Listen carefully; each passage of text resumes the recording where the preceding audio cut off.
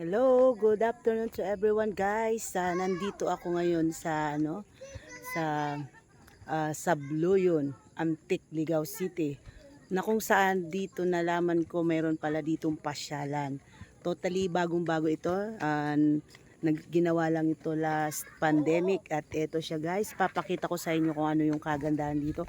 Ito ay talagang sasadyain natin kasi yung place niya is talagang alam nyo na, ayan oh, paakyat. So buti na lang yung aming motor is kinaya naman. So sige guys, ililibot ko kayo dito sa Paayahan sa Bulod. Agri-tourism park ito. Purok 6, Sabloyon Antique, Ligao City. So tara, tuklasin natin kung ano yung mga nandito nakaabang-abang.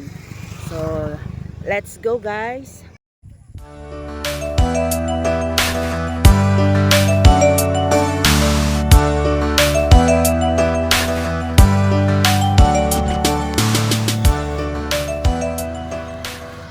So ayan guys, tingnan ninyong mabuti. Andito lang siya sa Sabloyon, Ligao City. Ayan, Paayahan sa Bulod. Siyempre pag sinabing bulod, ibig sabihin guys yan is bundok. Kung makikita ninyo, ayan, talagang sinasadya, paakyat. So dapat yung mga gamit natin dito is kung may sasakyan, much better. If gusto nyo talagang motor lang, okay din. Pero dapat yung motor nyo is talagang kung saan is maayos para ready sa akyatan portion. So may mga sasakyan, meron naman siyang parking lot, ayan. And then, syempre, dadalhin ko kayo sa pinaka kaabang-abang.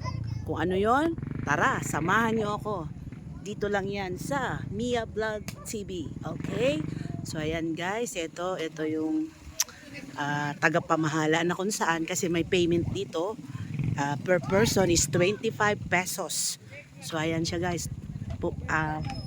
Pupasok na ako. Titingnan natin kung ano yung mga nasa loob na pwede nating makita. So ayan, welcome. Paayahan sa Bulod. Okay, kung saan paayahan is yung relax. 'Di ba? Pag gusto mong relax, so ayan siya. And then nalaman ko ngayon dito kay Manong. So ayan, may overnight camping siya.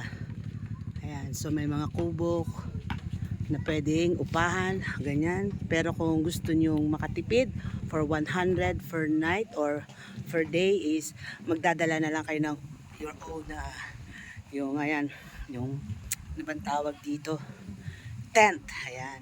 Pero kung gusto nyo mag-avail ng for family is for only 1,500 and then for 4 person na yung i-avail ninyo is for 800 pesos lang. So ayan guys, so sa lahat ng gustong puntahan ito, nasa Sabloyon Antique, Ligao City siya sa Bicol. So tara na guys, pupunta na tayo doon at ito yung sa loob niya, diba? Ayan, marami kayong dapat makita.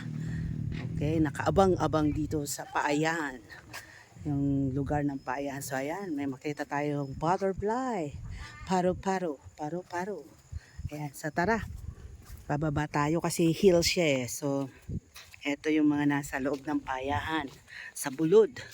May mga cottage, ayan, cottage. Siyempre, kung napagod na sa paglalakad-lakad is meron kayong mapupuntahan na mapahingahan. Ayan. Kaya nga Paayahan is for relaxation. Parang ganun guys. Diba? So eto siya. Ito ang nasa loob ng Paayahan. May mga tanim na iba't ibang halaman. Ayan siya. So, sige, bababa tayo. Titingnan natin kung ano pa yung mga nandun sa baba na makikita natin para tayo ay ma-relax. So, sobrang ganda ba ng place kasi talagang bundok siya. Ayan. Ayan. So, tingnan natin. Nakikita nyo. And then, may mga hagdan-hagdan pababa, syempre. Kasi hindi natin pwedeng liparin ito. Kundi talagang lakad mano-mano. Ayan, ang cute ng mga cottage nila, mga bahay kubo. Oh, meron siyang CR. So, walang problema guys. Kung syempre, tayo, talagang hindi mawala yan. Na tayo ay hahanapin yung comfort room. So, meron dito. So, walang problema. At eto yung kapaligiran niya. Oh, diba? Pwede talagang umupo dyan sa damuhan. Okay, so sige, pupunta pa tayo doon. Ito, may mga ano naman for safetyness. Ayan, yung may hawakan para pababa. Ay, oh, nako. Muntik pa tayo doon. Pero, yun nga, sabi ko nga, doble ingat. Kasi heel siya. Ayan, ang cute nito naman. Puntahan natin kung ano ito. Tingnan natin kung ano meron dito. Kung gusto yung mahilig mag photoshoot dyan, ayan no, meron dito pala oh, naka-ready na yung upuan. So, ang gandang view, di ba? So, mamaya tatry ko dyan na magpa-picture. Sa anak ko, nakasama ko ngayon para maglibot dito sa Paayahan sa Bulod. Kung sa Tagalog, Paayahan, relaxation sa bundok. Oh, bundok.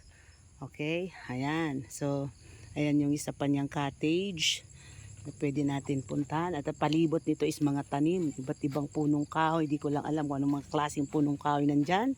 So tara, ano pa lang tayo, nasa first stage pa lang tayo ng Paayahan. So ayan siya. So sana magustuhan ninyo itong place na to.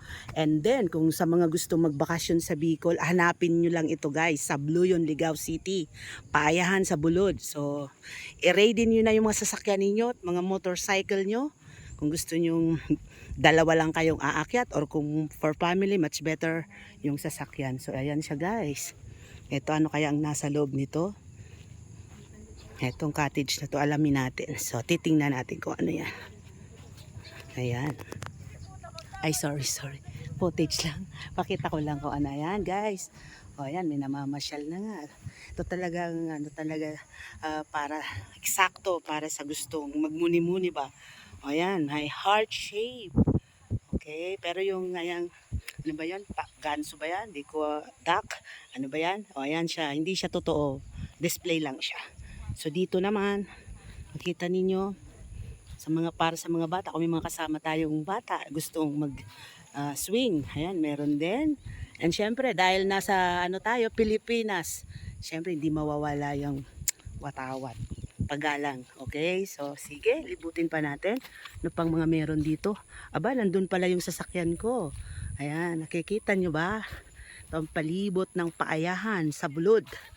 So yan, ang dami-dami lang, ang dami-dami. Talaga mag-i-enjoy kayo dito guys. Puntahan nyo na to. Di ba? Kanina lang pinakita ko kung saang lugar.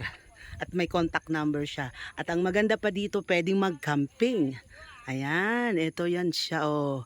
Mga sinaunang truck ba yan? Ayan. Pero gawa siya sa kawayan or wood.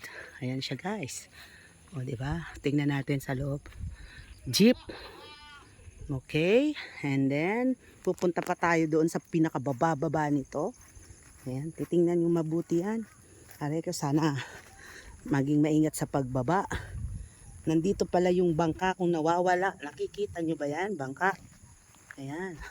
Kakaiba yung nakaisip nito guys.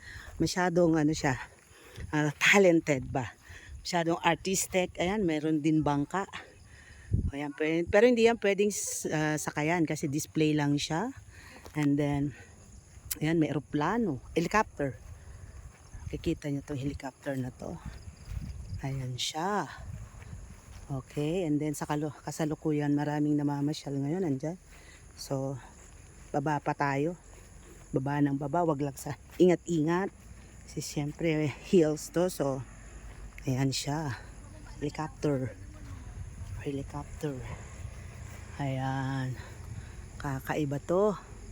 So marami pa guys, marami pa, pero hindi ko naman kaya yan. Baba ako ng baba kasi mahirap umakyat. So gusto ko lang pakita sa inyo kung ano ang meron sa loob nitong Paayahan sa Bulod. Okay, ayan, kasalukuyan may namamasyal. Photo ano sila, mag picture pag may time. And then, syempre, dahil Christmas, meron siyang parul. Ayan, star. So, ayan lang. So, sana nagustuhan nyo yung aking vlog for today. Okay, in the afternoon, ayan. So, siguro may isang part pa dito na kung saan yung nagka-camping at saka yung mga cottage na pwede natin arkilahin. Okay, so sa lahat na magtatanong dyan, mas makakamura kayo kung magdadala kayo ng sarili nyong tent. 100 pesos per night. Okay? Kung whole family naman ang pupunta dito guys, ang sabi ng nagbabantay is 1,500 for family, and doon sa 2 cottage for 4 is 800 pesos. So, napaka-affordable. Kaya sa lahat ng gustong pumunta dito, ayan na, dito na kayo pumunta. Okay, ayan. Pwede ito sa pag-Valentine's, sa picture-picture kayo dyan. And then yung palibot, ayan siya. Ayun, super ganda, super repress, marirepress ka talaga kapag nandito ka. Kung meron kang dinaramdam or whatever, so dito lang kayo pupunta. Okay? So yun lang. So sana nagustuhan nyo. Yung iba, pauwi na yan. Kita nyo, motor ang gamit nila. Pababayan kasi parang paikot-ikot na pataas, pababa to. So yan lang. So, ayan na. Thanks for watching guys. Until next time. And then later, pupunta pa ako sa isang part nito. Meron pa dito yung nagkakamping sila. So, pupuntahan ko ulit. Okay. So, bye-bye for this time. Abangan nyo. Mamaya-maya din. And idudugtong natin dito. So, bye-bye.